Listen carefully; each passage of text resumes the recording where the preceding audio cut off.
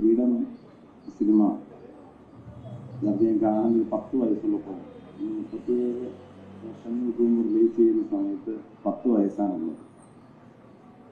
അപ്പോൾ ആദ്യ കാഴ്ചയേക്കാൾ പിന്നീട് പലതവണ എത്ര തവണ കിരീടം കണ്ടിട്ടുണ്ടോ എനിക്കറിയില്ല. അത്രത്തോളം തവണ യഥാർത്ഥത്തിൽ കിരീടം കണ്ട ഒരാളാണ്. കിരീടം മാത്രമല്ല, അതിൻ്റെ രണ്ടാം ഭാഗമായ ചെങ്കോലും കാണുകയുണ്ട്.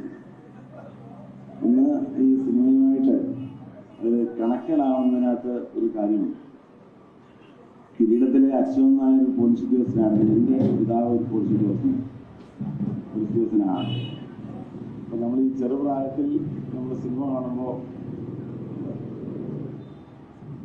കിരീടത്തിലെ സേതുമാധവനെ നമ്മൾ കാണുന്ന സ്വയം ആലോചിച്ചുകൊണ്ടാണ് കാണുന്നത്.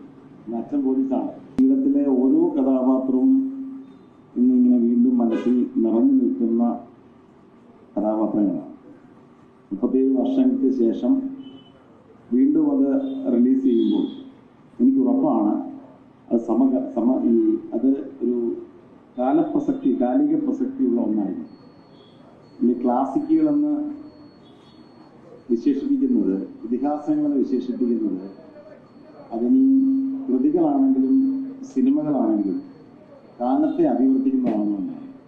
ഏത് കാലത്തും അത് പ്രസക്തമായി. അതിലെ കഥാപാത്രങ്ങൾ ഇന്നും നമ്മുടെ മുമ്പിലുണ്ട്. പിതാവിനെ രക്ഷിക്കുന്നതിന് വേണ്ടി അല്ലെങ്കിൽ പിതാവിനെ ആക്രമിക്കുന്നത് കാണുമ്പോൾ രോഷാകുലരാകാത്ത മക്കളുണ്ട്. അവിടെ പിന്നെ ഗുണ്ടകളോ അല്ലെങ്കിൽ എത്ര വലിയ ആളുകൾ അല്ലെങ്കിൽ എത്ര കായിക ശക്തി ഉള്ളവരാണ് അപ്പുറത്ത് നിൽക്കുന്നുള്ള ചിന്തയേ ഇല്ല. അപ്പൊ അത്തരത്തിലൊരു മകനായിട്ടാണ് യഥാർത്ഥത്തിൽ അതിൽ സേതുമാധവൻ രംഗപ്രവേശനം ചെയ്യുന്നത്.